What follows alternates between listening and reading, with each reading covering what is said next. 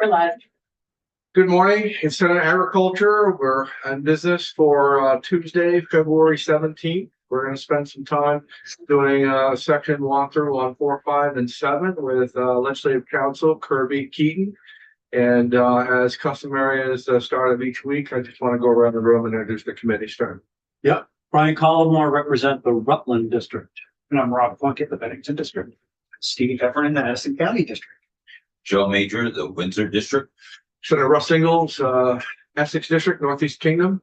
And Kirby, the floor is yours, sir. Are you getting a prompt for me to join? Please the link. I see. Let's see. Yeah.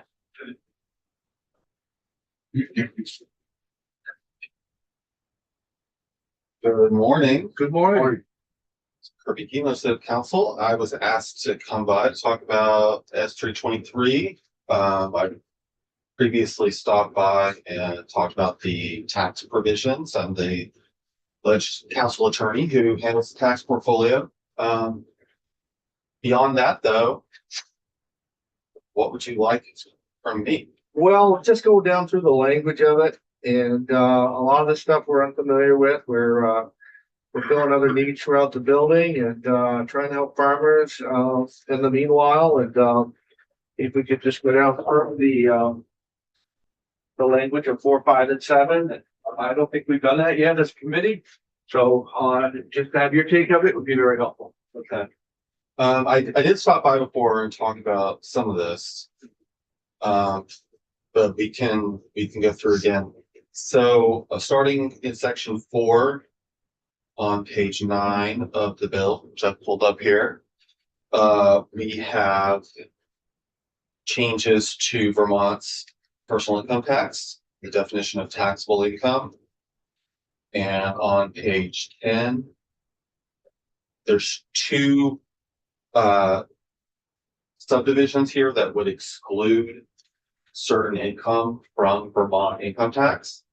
So the way that this is structured, what you're looking at would mean that this type of income would be left off of a person's tax return entirely, would not be even recorded there. So not a deduction, not a tax credit, just excluded entirely from the tax return. And so the first item is the amount of any net farm profit, provided the taxpayer's net farm profit during the taxable year did not exceed 10,000.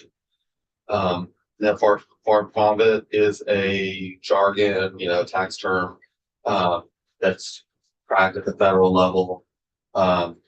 There's certain types of farm income, and then there are certain farm expenses that get taken out of that. And then that's put onto a Schedule F that's filed as farm income at the federal level.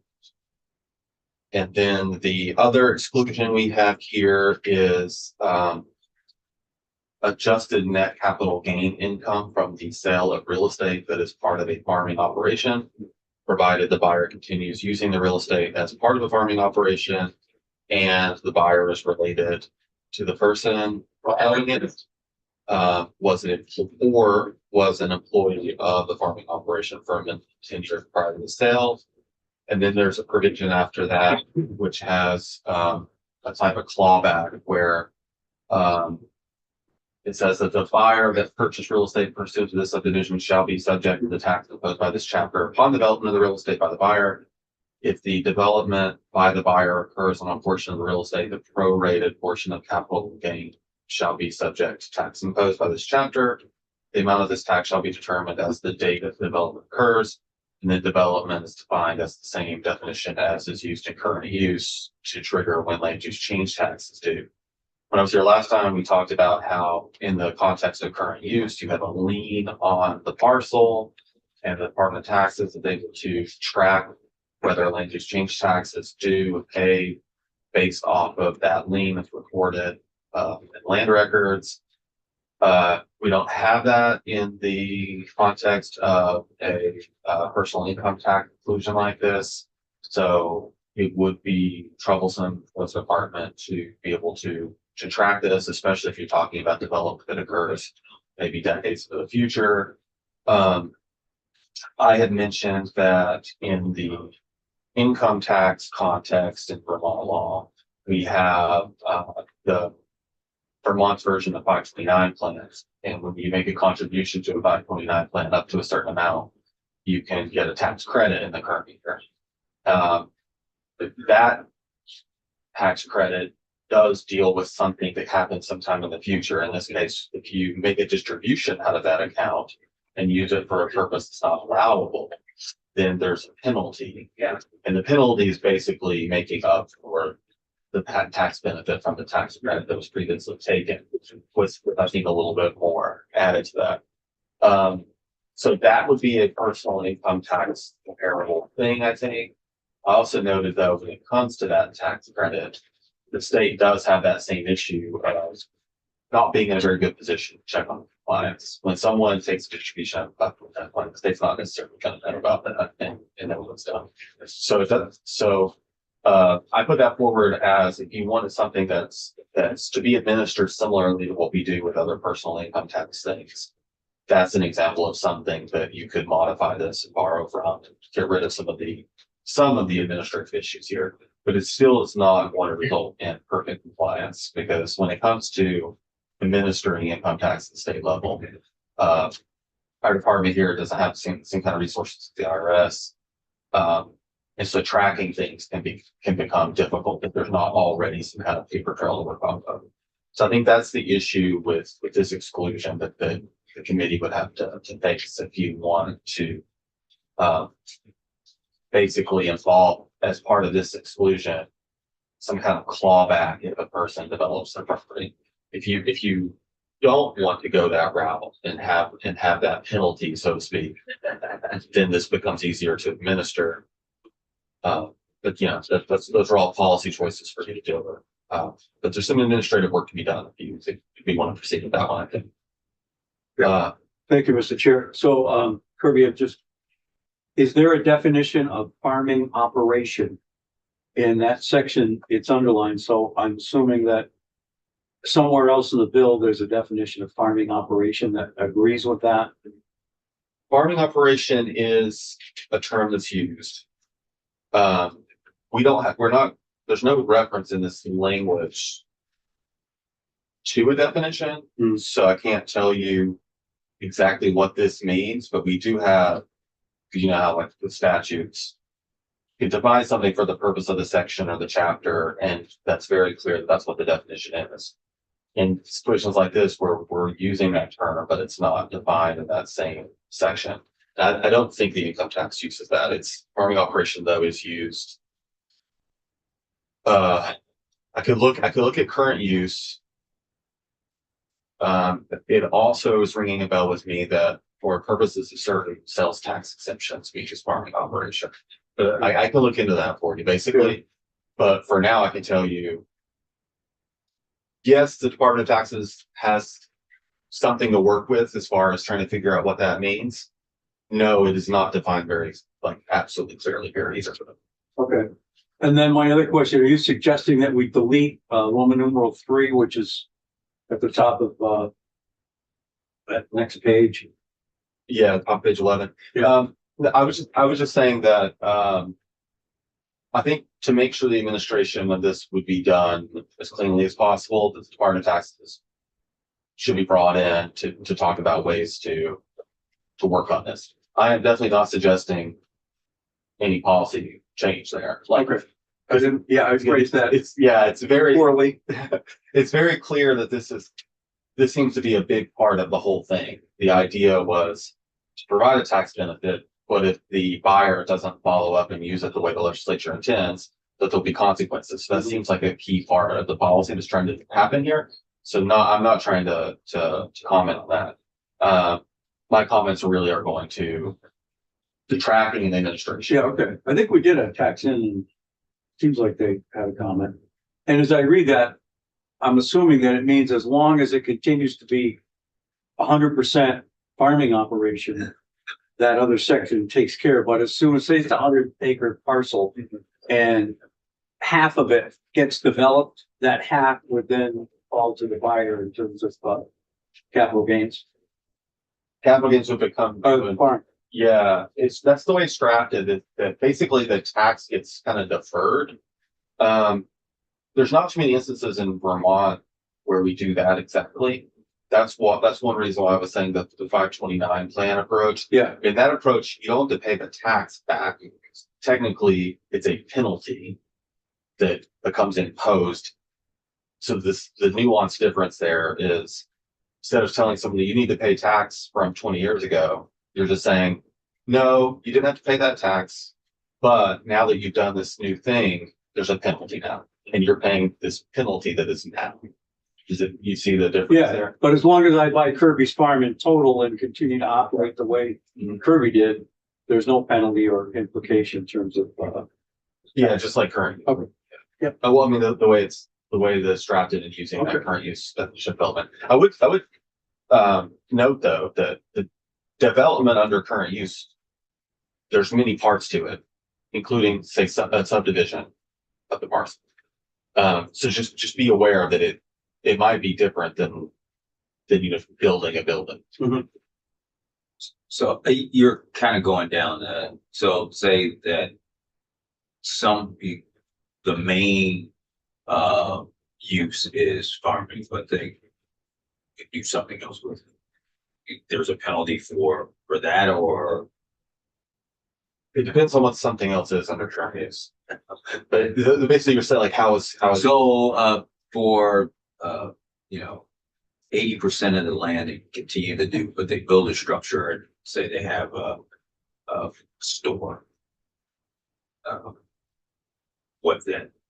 I'm just, like just how does it work in our current use? Like if you decide to build, say, a general store, we'll say. Yeah. Because there becomes a question of like, is it a farm yeah, building? yeah. And there's a process for that. But for your example, I'm gonna say not a farm building, yeah, right? not a farm building, Right. a general store or. So yeah, Clothing store. there's a couple of choices for the taxpayer. One could be to unenroll that portion before you build and pay land use change tax because you plan to develop it, or go ahead and build, and then you would be found to be out of compliance, and then that would get the development and but at the end of the day, land use change tax needs to be paid on the portion that is being withdrawn, that's being developed. And so if it's 2 acres out of the 100, I think you said, Yeah. then what would happen under current law is that the local listing the local lister assessor, assessing official, I think is what I was trying to say, would come by and value that 2 acres like it's its own standalone I see. parcel. And then you pay a percentage of the value of I that. know what that percentage is. I think it's 10%. Oh, I can double check. No, you don't. It's just, Yeah, that's always a hard thing to figure out. It's not always, it doesn't always seem to be a set amount as far as between we do that all the time. Yeah, I was just gonna let you know that there's, in the miscellaneous tax bill is coming out of House Ways and Means, there's some, tweaks to that. I don't know if you want to be aware, if you want to wait till it comes over. any more questions about that? I can tell you that one of the reasons I wanted Kirby to come back in here is that I didn't know about how far we were gonna have to take this. I wanted to hear it one more time, and I wanted the committee to make a decision at some point in time. We are gonna talk about a little bit more about some current use stuff, about some farm structures and stuff. But I just wanna kind of get the pulse when we're all said and done about how far we want to take this. There's other things that, we're willing to dive into and go, and how much the committee want to do as far as on this. So just keep that in mind as we move forward. It might be something that makes our bill, unless you guys tell me otherwise, that it's something that you think that we have bandwidth to do. I'm more worried about this going in, the bill going further into another committee. And a lot of the time that we put into it, we don't get the bill back as far as this section of it. So that's where I'm a little bit going with this. So. Section 5 seems to be a repeat of section 4. Yes, but that's for the property transfer tax. Mhm. So you have a property tax, or property transfer tax, exemption. Proposed there in section 5. This says transfers of property that's part of a farming operation, provided the transferee will continue to follow the same requirements to ran through before, including the penalty, as we'll call it, for development. Yeah. And transfer tax is different, animal, it's not income tax. But a lot of the same issues as far as tracking when development occurs would exist with that. Because again, in the context of transfer tax, you don't have the lien that current use has. Gotcha.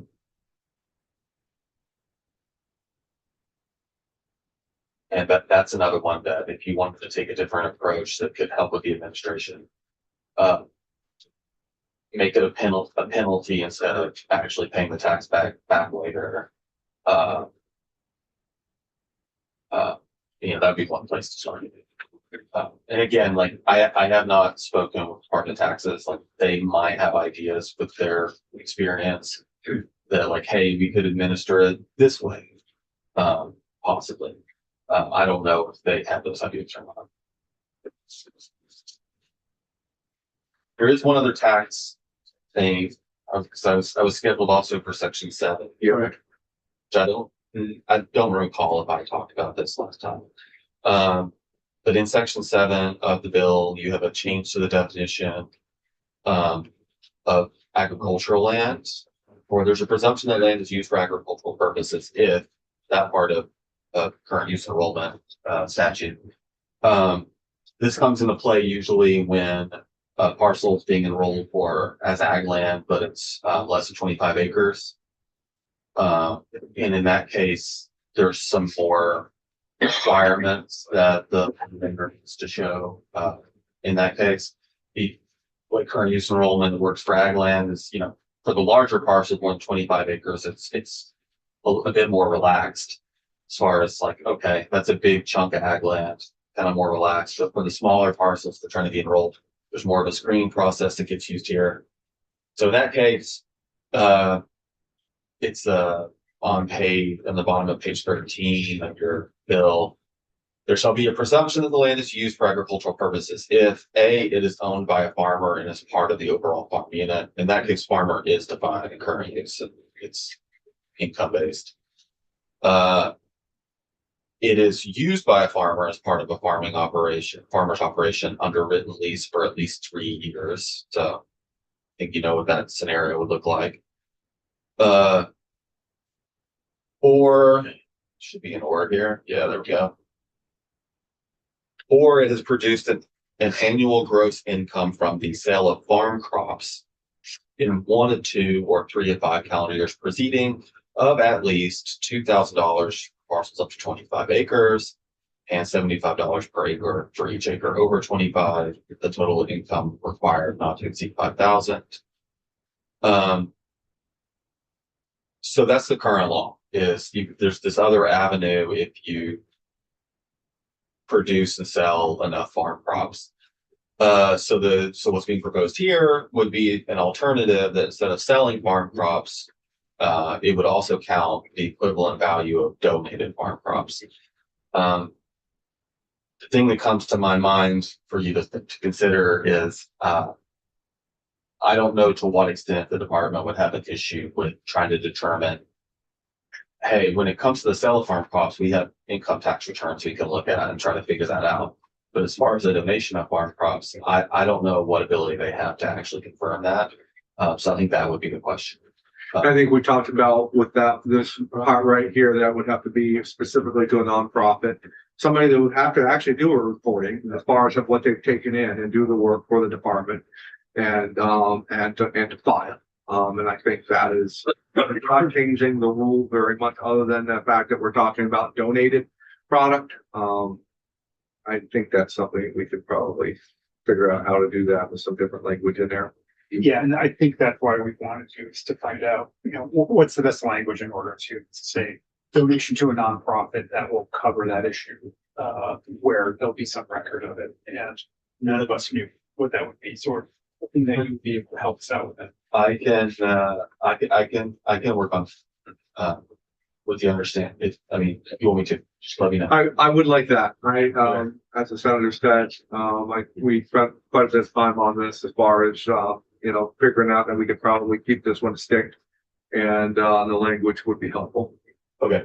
So I'll reach out to the department. That's okay. Yep, please. And we'll figure out what they need. And my understanding is that you're interested in possibly tying it to a particular type of nonprofit, possibly a 501(c)(3), something like that. It's something that would have a verifiable. Something that they would have reporting mechanisms to where, we don't have to reinvent the wheel. Okay. So, This came up from, we have a farmer that's a nonprofit that donates and has no way of writing off. So that was his ask. you're right. And I'm sure there's others throughout the state that would like the same thing. So, okay, so we're at. So I'm gonna, go on a limb and say that, 4 and 5 might be a little bit less support as far as the way I'm feeling about it. And, that we could probably keep on working on section 7 and, committee, you guys, how does everybody feel about that? I agree. Agreed. Yeah. Okay. Okay. Kirby, thank you very much. Appreciate it.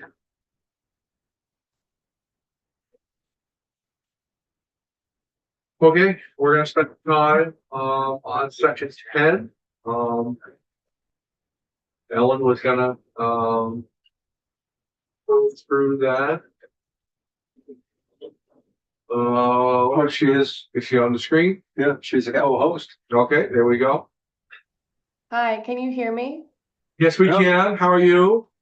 I'm under the weather, so please let me know if you can't hear me. Can hear Okay. you. Thank you for coming in. We were actually just looking for a walkthrough on section 10, if that would work for you this morning. Yeah, no problem. Do you want me to share my screen? Would that be easiest for you? That would be, if that would be okay. Sure, no problem. So Ellen Tchaikovsky, Office of Legislative Counsel. I am here on, oh, I'm not good at this. Can you see the document? Yeah, we can see that. Yep. Great. Okay, You maybe make it a little larger? sure.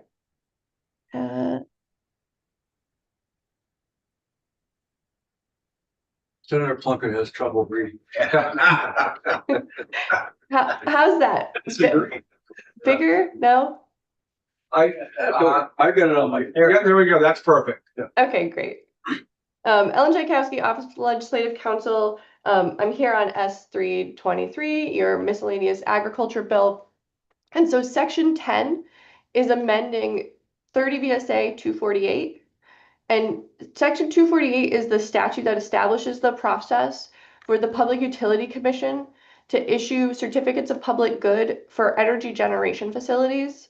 And so basically, this is the section of law that gives the PUC the authority to issue permits for electric generation facilities. It includes renewable facilities, but also any other facility as well, including fossil fuel facilities. So there's a couple of changes proposed to this section. On page 18, there isn't a change being proposed to this subsection, but this subsection is describing that the Public Utility Commission can hold a public hearing on an application for a permit, either of their own decision or if there's a request from one or more members of the public or a party to the petition.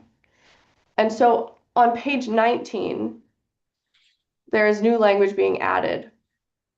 Currently, the Agency of Natural Resources is required to be a party in any proceeding on a permit application.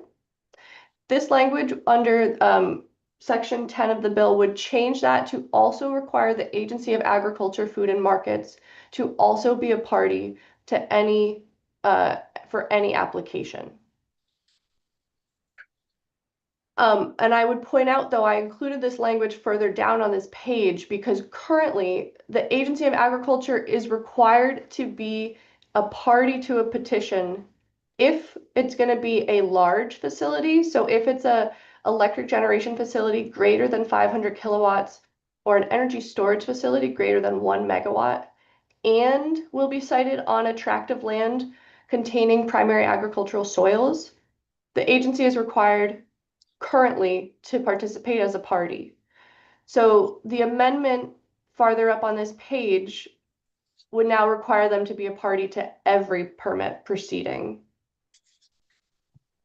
Ellen, can I ask you a question on, Yeah. excuse me, line 15 and 16 Mhm. on page 19? just says the agency. I'm not sure it's clear which agency is being referenced. Sure, so if you look at line 10, Yeah, subdivision F specifically Okay. says, I got yep. it. Thank you.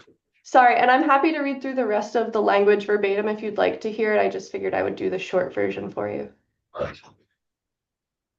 think we're good with that. Okay. Okay. So then, the next change is on page 20. So, there's a specific procedure under subdivision J for applications of facilities that are greater than 50 kilowatts, and greater than 1 megawatts for a storage, energy storage facility. So they are required to address a shorter list of criteria in their application, and this is adding some additional language to that. So currently, the application does have to include, on line 16, the presence of total acreage of primary agricultural soil defined in 10 VSA 6001. This is the Act 250 definition of primary agricultural soil. Language is being added here to read primary, secondary, and local importance agricultural soils as defined in 6001 and by the Natural Resources Conservation Service, the NRCS. I don't think this language is necessary because the definition in 6001 already does reference the different types of primary agricultural soil, including secondary and local importance. And it does reference that it is based on the maps from NRCS. So you can include this language here to be very specific, but it is already captured by the definition in Act 250. And if I'm reading that on 16 and 17 on that, page 20, is there a difference between what's in Title 10 in that section and the Natural Resources Conservation Service? In other words, the conjunction there is and, so it has to satisfy both of those requirements. And I'm guessing there's a difference between them, maybe? Not that I'm aware of. Oh, So this language in section 10 came out of H677.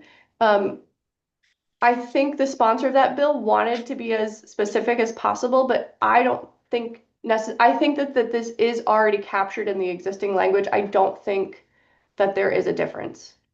Okay. Then committee, you want it in there, you want it out? What do you want? I'm okay with leaving it. Okay. Then Alan will leave the language in. Well, As long as it doesn't. Yeah. Okay. yeah, How do you leave it upset? Well, Ellen's point, I think, is that it's already included in that section in Title 10. And I'm wondering if it is, it's okay to me to make it very clear what we're talking. I agree with that. yes, go ahead. And- Senator. Ellen. So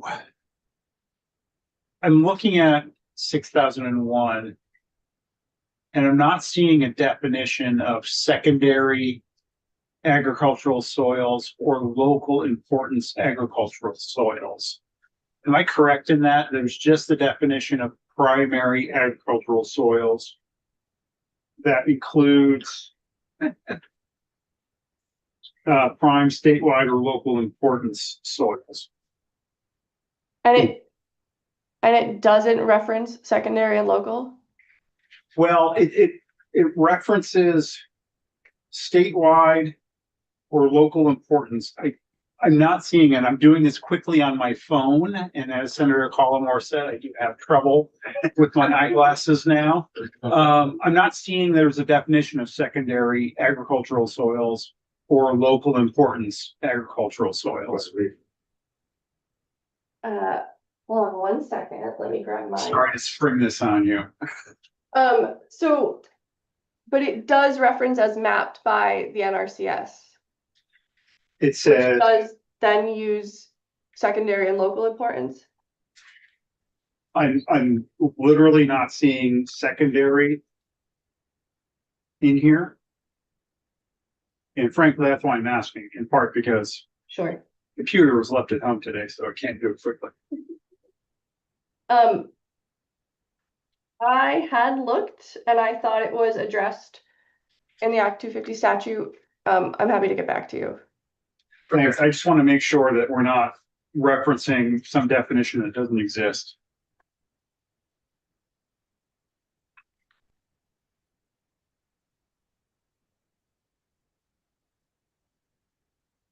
So I can look into that. My understanding is that it is already covered, but I'm happy to do more research. Okay, so for now, until we hear, we'll keep it the way that it is and we'll move on. All right, so on page 21, subsection B of section 48 is the criteria that each application needs to address in their application. So there is already this language in subdivision 2. So currently applications are required to demonstrate that the facility would be constructed to meet the need for present and future demand for service, as well as farther down, shall assess environmental and economic costs of the purchase, investment, and construction as set out in 218C, which is least cost integrated planning, and shall consider whether the facility will avoid, reduce, or defer transmission or distribution system investments. So there is already some assessment required of the need for a facility and whether it will be necessary. But new language is being added to this on page 22. So specifically for a solar generation facility, to meet this criterion, a Vermont licensed engineering firm approved by the Department of Environmental Conservation shall perform a full spectrum audit of energy payback time and carbon dioxide emissions at the cost of the applicant.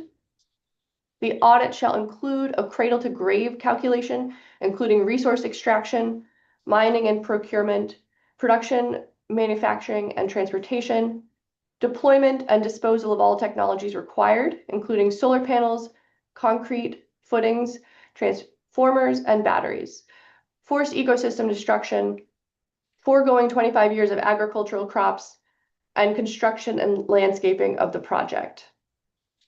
So this would require for solar facilities that the applicant have a licensed engineer approved by the Department of Environmental Conservation perform a full system analysis on the project, including all of these elements.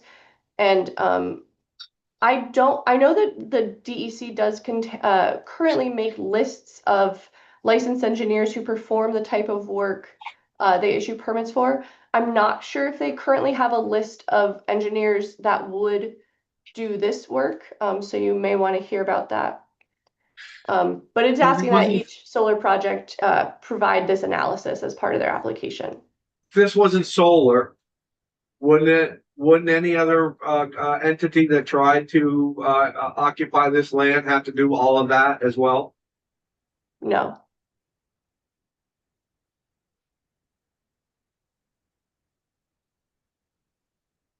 Okay, so this isn't anything that any other group of people who are trying to put in a facility would have to do all of this, because I would beg to differ a little bit on that.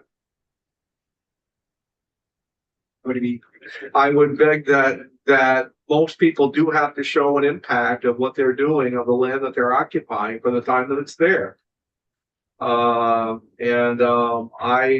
would be very, very shocked if they didn't. Well, if it's industry, you have to do a transportation study, you have to do a climate impact study. We had that all happen when we had somebody that wanted to build down our way, a small project, but they still had to prove all this before, and that ended up killing the project.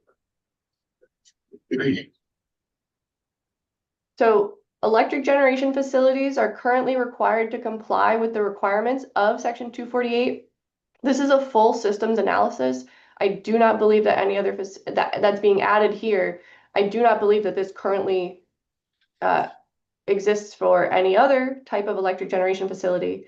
And while some of this information would also be required potentially under an Act 250 permit, not a full systems analysis, including all of the aspects cradle to grave.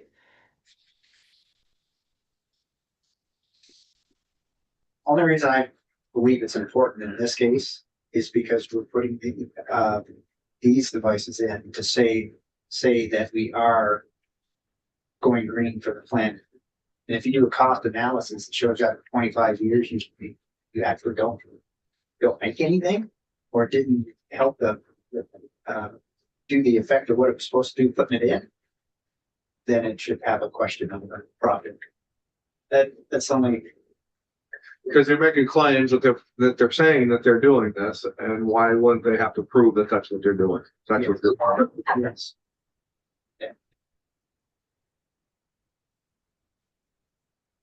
Jiminy? Yeah, I agree with Steve. You're leaving it. Do you want to move on for now? And that's up for discussion, as we know, we've been told, and move on? Yep. Okay. On we go, Ellen, please. No. All right, so still on page 22.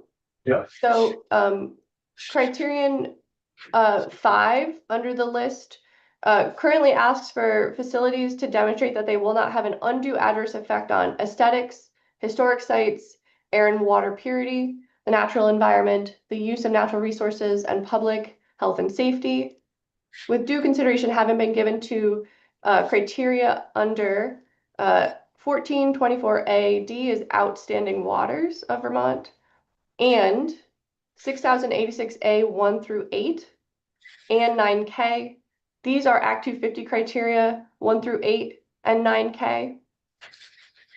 And then next is impacts to primary agricultural soils of statewide importance or local importance, and as defined in Act 250 and as designated by the NRCS, and greenhouse gas impacts. It then adds this additional language on the bottom of page 22 into page 23. The siting of a facility or group of physically adjacent or interrelated facilities, such that the facility structures and related infrastructure preclude the tilling of soil, seeding and growing, or harvesting of agricultural crops on greater than 5 acres of primary, statewide, or local importance agricultural soils, or reduce future Vermont-based food security, or will result in the destruction of forest ecosystems, forest soils and their unique biology, or increased volatilization and release of forest soil carbon on more than 5 acres, shall be considered undue and not in the public good. Okay. We're clear on that? Yeah. I do have a question. Ellen, the shall be considered undue and not in the public good. Is that a presumption that would go into effect, or would that essentially preclude the project going forward?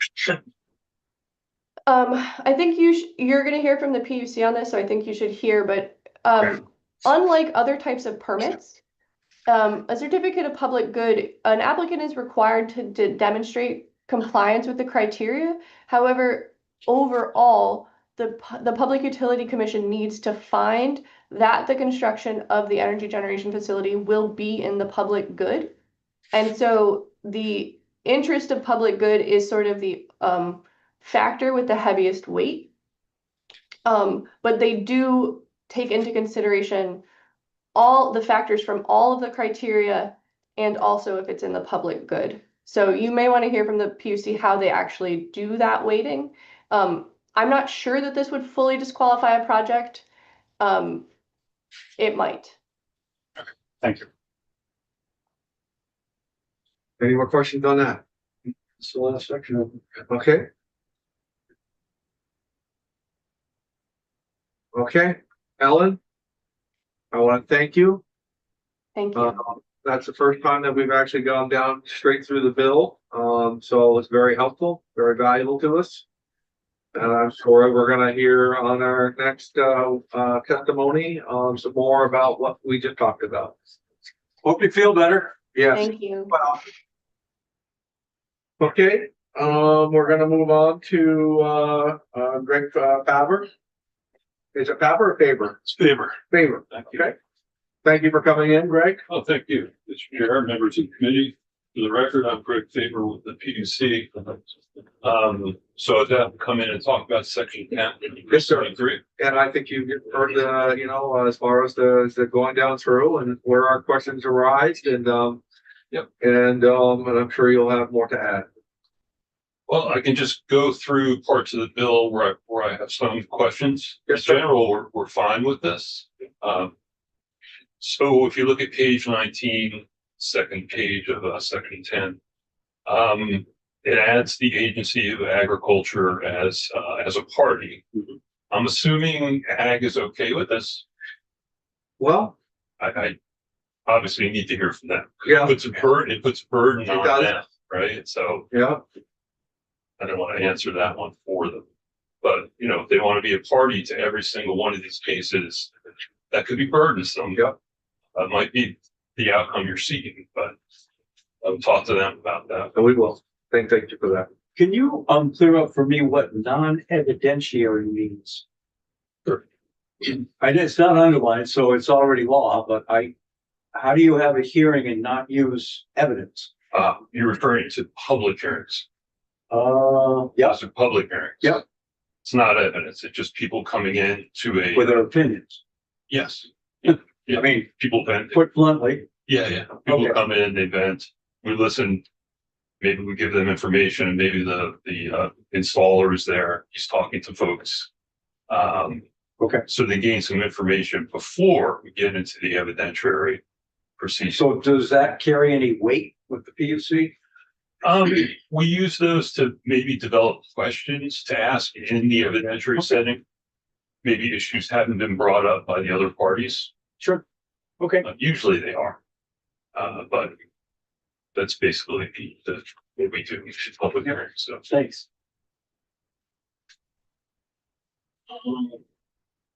I guess my next point was, this is page 20 at the bottom there. And I was a little, I guess I'm confused about secondary ag soil. If that's 6001 or not, I don't know, frankly. I'm a little confused now. I thought it was. As did Ellen, but I'm not sure. I have to look at 6001 now.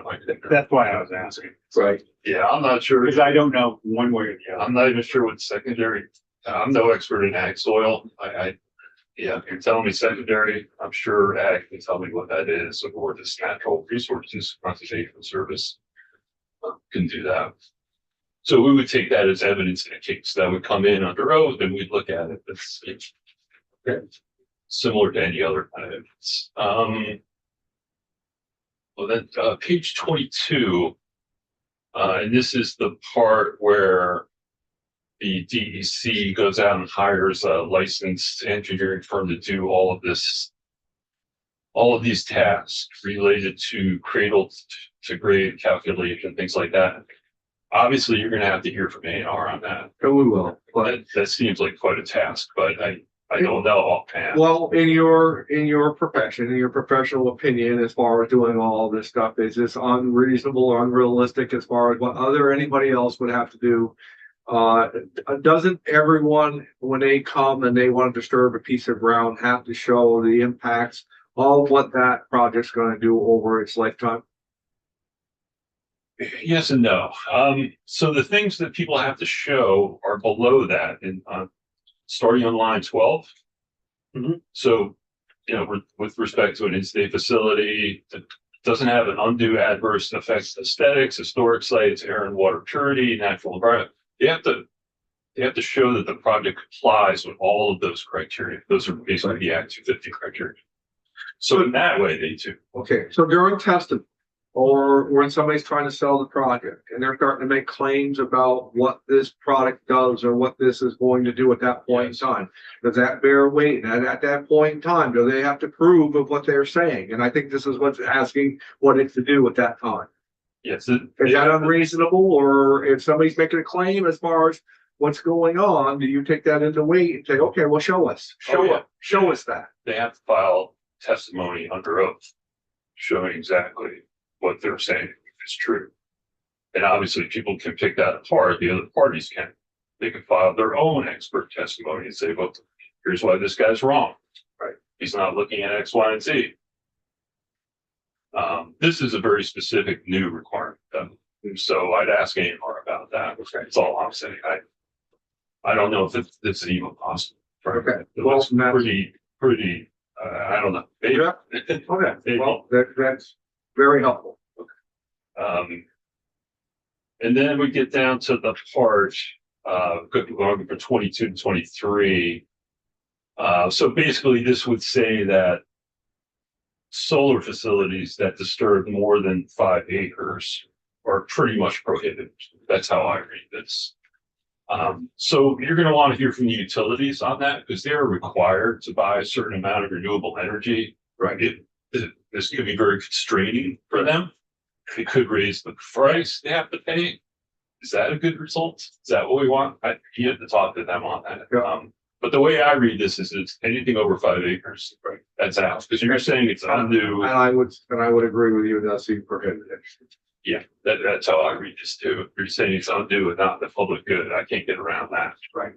If you were just saying it was undue, I could say, well, it's undue, but I can still say why it's in the public good for various reasons. But here you're saying undue, not in the public good. That's that. Right. And maybe that's what you want. Well, I think it's, yep, go ahead, sir. I mean, I just, why 5 acres? Right. You know, I- it was just arbitrary. I think that is certainly, I think that all needs to be discussed in a lot fuller detail as far as where that is. I mean, again, this is really the first walkthrough that we've had today, where we had started this to even see if we wanted to talk about it further to get in the gist of it. And so now coming in and getting down the nuts and bolts of it, it's very helpful. Great. I'm glad I could help. Okay, committee, anything else for Greg? Thank you. Thank you. Okay, thank you. Okay, so we've gone down through our witness list as far as what we were gonna do.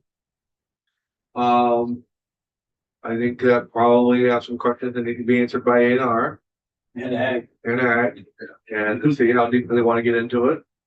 Committee still feeling like this is something we want to move forward with, and see it to the end? Speaking of, A&R, the chair said she had some concerns. Yeah. Uh, I've been made aware. So, I'll see what they are. Yeah, I've been made aware. I will, I might be having a little meeting today about that, so, let you know. But I mean, that's, you know, obviously that's important, want to get all. Okay. You know, all sides, if this is going to pass. I think with all that we're trying to do, okay?